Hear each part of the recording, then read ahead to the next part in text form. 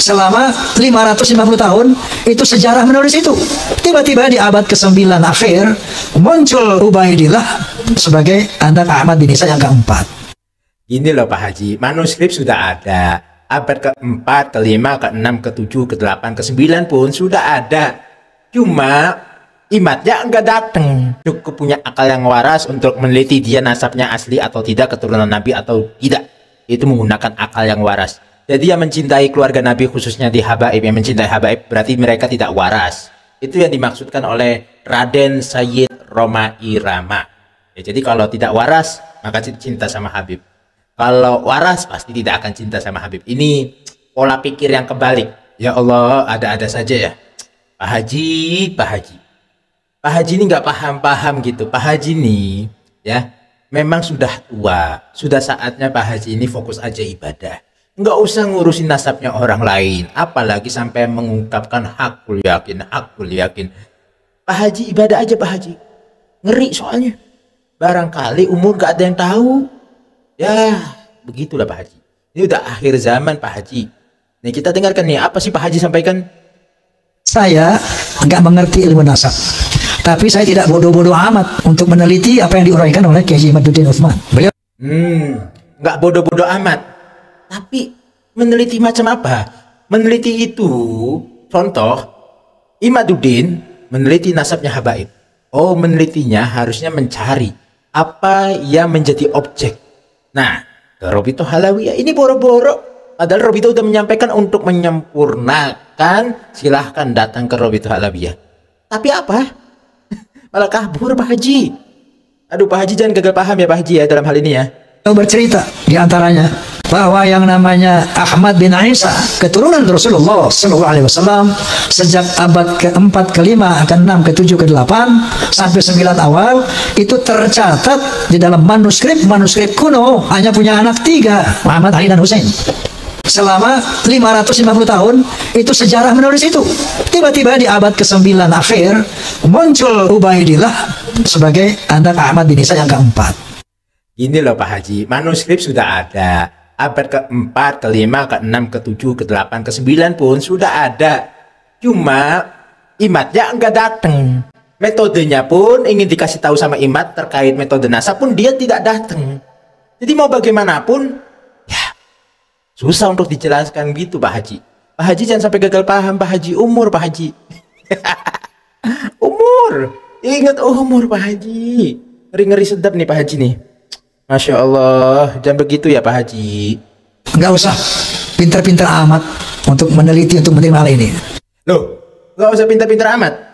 Suatu penelitian itu harus menggunakan otak yang pintar. Ya, untuk mendetailkan, untuk meneliti, untuk memfokuskan, dan lain sebagainya. Ini butuh otak yang encer, yang pintar gitu loh. Kalau otaknya beku, ya, dianggapnya penelitian itu, ya di situ-situ doang. Setelah saya meneliti kitab, ya Allah Pak Haji meneliti itu datang ke tempat tujuan, cari informasinya, cari apa yang ditinggalkannya, cari apa peninggalannya, seperti itu loh. Itu barunya penelitian, itu baru penelitian. Kalau hanya meneliti, saya meneliti kitab-kitab tidak ada namanya yang namanya Ubaidillah, ngaco itu Pak Haji. Coba Pak Haji datang ke Nakobah mana yang Pak Haji diterima nasabnya. Coba Pak Haji datang ke Nakobah internasional manapun. Katanya kan Pak Haji ini kan seorang sayyid, seorang raden, ya, seorang yang darahnya nyambung kepada Rasulullah. Coba saya mengikuti Imaduddin dan saya mendapatkan nasab, tunjukkan kepada Nakobah, coba. Bagaimana tanggapannya Nakobah? Ada-ada saja ya.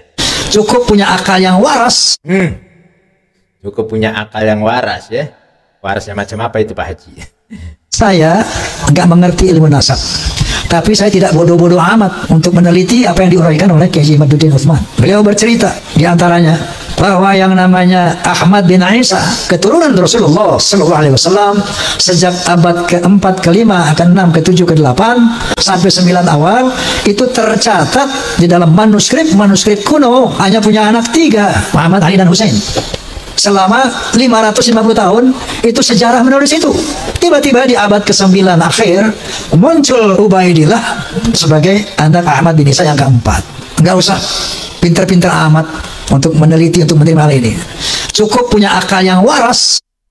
Nah, jadi maksudnya cukup punya akal yang waras untuk meneliti dia nasabnya asli atau tidak, keturunan Nabi atau tidak. Itu menggunakan akal yang waras. Jadi yang mencintai keluarga Nabi, khususnya di Habaib, yang mencintai Habaib, berarti mereka tidak waras. Itu yang dimaksudkan oleh Raden Sayyid Roma Irama. Ya, jadi kalau tidak waras, maka cinta sama Habib. Kalau waras, pasti tidak akan cinta sama Habib. Ini pola pikir yang kebalik. Ya, pola pikir yang gagal paham. Meneliti yang bagaimana, penelitian yang bagaimana. Kalau meneliti dan penelitian hanya membuka buku-buku, manuskrip, kitab, dan lain sebagainya, ya orang-orang semuanya bisa.